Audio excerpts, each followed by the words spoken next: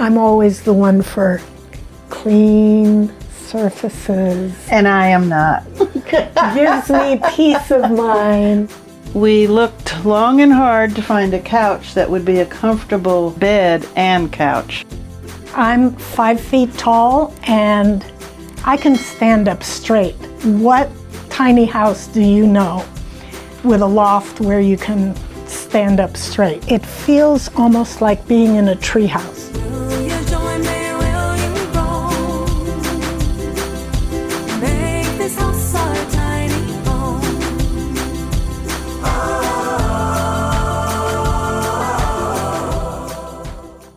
Hi, welcome to River Otter. I'm Demetra.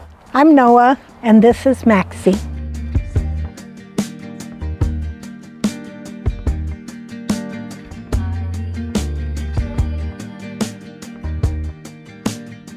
This tiny house is kind of the culmination of a whole lot of dreaming and visioning. My brother died and he left us 38 lots of land. The vision was that we create a tiny village, and we went on a tiny house research trip. And we ended up in Tiny Tranquility in Waldport. The last home we stayed in there was at that time called Sandbug. And Demetra fell in love with that one and said, this is what I want. So we scraped together some funds and purchased Sandbug for $147,000 and renamed it Sea Otter. A house that we had been researching on the Escape website had this unit for sale for $130,000 that had all of the features that we wanted. And this house is all electric. Last month here was $108. We took the leap. And what sold us into going crazy and not just having one tiny house, but getting a second tiny house, was the fact that it was Josh doing it here. And after seeing and experiencing what Josh did up at Tiny Tranquility Waldport, it was a no-brainer. This environment, in some ways, is even more conducive. Because of all of the trees, there can be more of a sense of spaciousness and privacy here.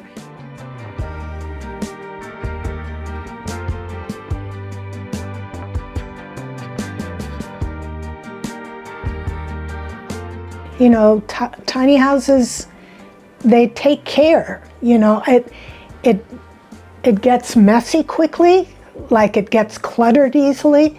But it's also really easy to clean up. So I'm always the one for clean surfaces. And I am not. Gives me peace of mind. I have ADD.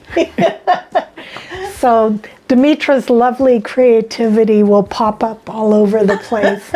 And then after a little while, we have to put a few things away. Everything has to have a spot to be put. But those are the kind of things you work out, and it's incredibly well worth it. Welcome to River Otter. We have another tiny house that's smaller, and we wanted one that would accommodate us with our grandchildren and our children. We love the Escape one because it has so many windows and so much light. It is 30 feet long, 9 feet wide, and 13 and a half feet tall, which is the maximum. And that was very intentional. One of the things about a tiny space is I never wanted to feel claustrophobic. I wanted the connection to the outdoors. And here we had the great opportunity to pick our spot, and Josh suggested we have the orientation go this way so that we really have the benefit of our little park with the redwoods and the creek in the back, and this incredible plant that they had thought of cutting it down, and I was like, oh no, please keep that. And then I've added in a little rock garden here because I love the beach, and we're both artists and we're forever collecting rocks to make jewelry and other things out of. And we have our little herb garden starting here. The deck that I'm sitting on was designed by our son John, and he came and collaborated with a local incredible builder and built this wraparound deck that really increases the space and gives another way to enjoy the outdoors, even when it might be a little rainy, which there are some rainy seasons here. Both on the front and the back deck, we did these benches that have shoe storage underneath. You can store your muddy, sandy shoes out here. And then inside, Demetra will show you where we have free complimentary slippers for everybody when they come to the house, because we tend to be a shoes off house. So now we're going to go inside and Demetra will show you around in there.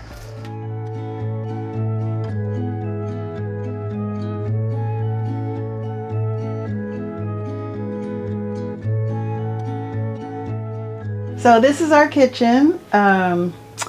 We have a regular size refrigerator, which is great. The house is listed as having room for 6 people. It's more comfortable with 4 people, but you can, if you have a couple little people, it works great for 6. And I like that the refrigerator is so big because we can get food for everybody in there. The stove is not my favorite because there's only 2 burners. The oven is great. It's a almost regular size oven. Before we had the tiny houses, we had a Sprinter van.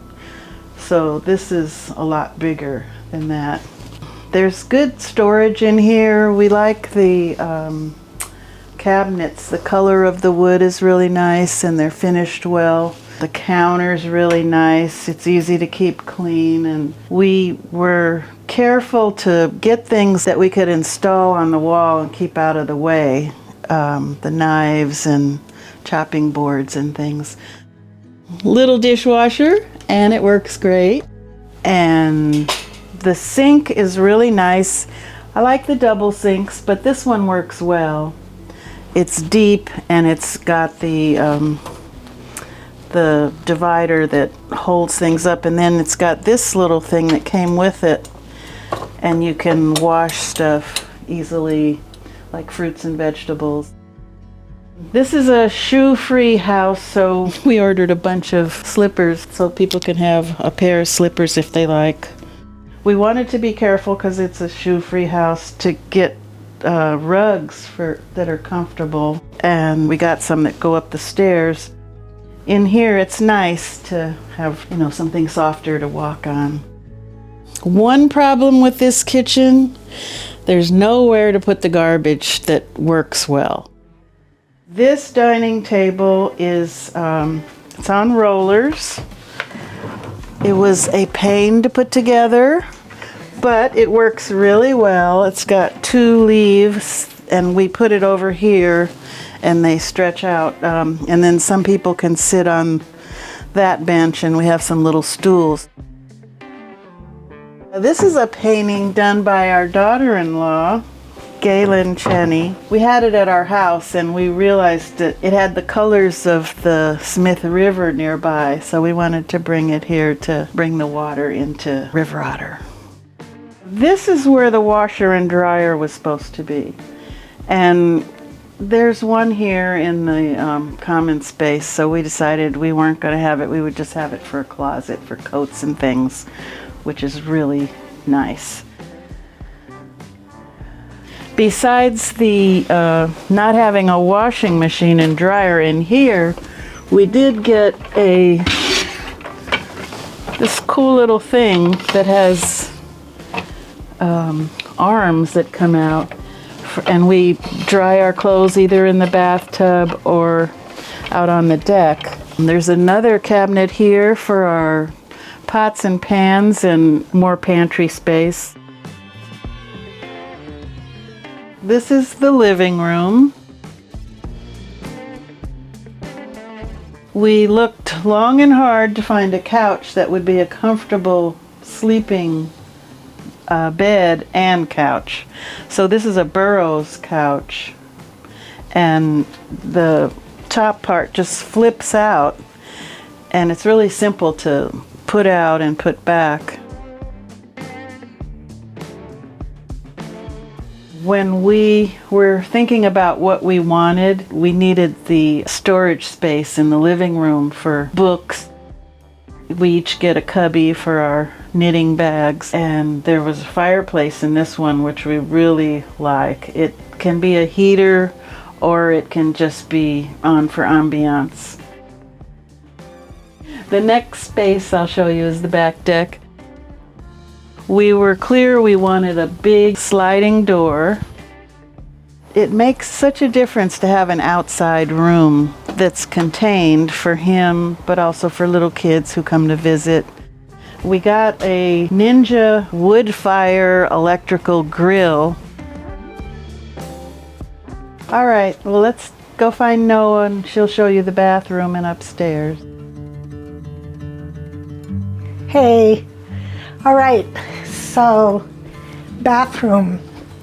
We had stayed in about 12 tiny houses before we bought this one, and one of the things that we were really clear about was having a full sink and place to put our things. We wanted to have a full shower and tub. The shower curtain is made from one of my photos. I'm a photographer, so it's a little bit blurry, so it made it abstract, but it's a waterfall with ferns, and it felt appropriate for here. The upstairs I want to show you is one of the main things that we love about this house. And we want, we're elderly, and so having an easy and safe way to get up and down this from the loft was really important to us. We wanted to have room to sleep 6 people. So up here, this couch, you can sleep on it like this as a twin bed, or you can separate it as 2, and it becomes either 2 twins or another king-size bed. And I love having this upstairs space because it feels almost like being in a treehouse. When I look out this window, it's the redwood tree. I wanted to use my photos to draw people into the Jedediah Smith forest, so you'll see images along the wall for that. This is a coffee table that flips into a full-size table. So this is where, if I have a meeting, or if I'm doing my Zen tangles, or if Demetra is writing, this desk is a workspace. And you can see I'm 5 feet tall and I can stand up straight. What tiny house do you know with a loft where you can stand up straight? Now I know taller people will have to bend a little bit, as we do. Over here, this has a catwalk between the two, so it makes it really easy to get to this side, and this is where we sleep. I love waking up in the morning and seeing the sunrise. Again, the big windows allow for great cross breeze. The other thing you see up here is a close-up of the mini split, which provides heat, cooling, and also dehumidifying, which is very important in a tiny house. We also have a very thin thing under our bed to allow for airflow under the mattress so that you never develop mold.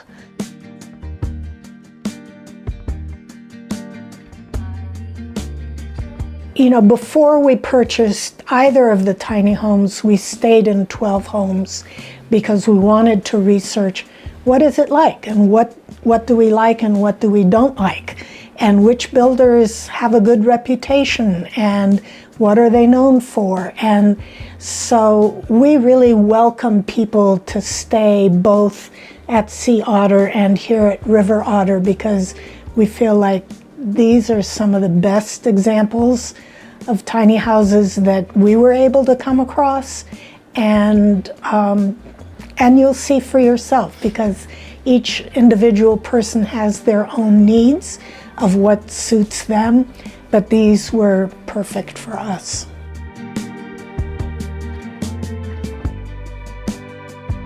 If you like this week's episode, please make sure to like, share, and subscribe, and check back soon because we have new unique home tours publishing all the time.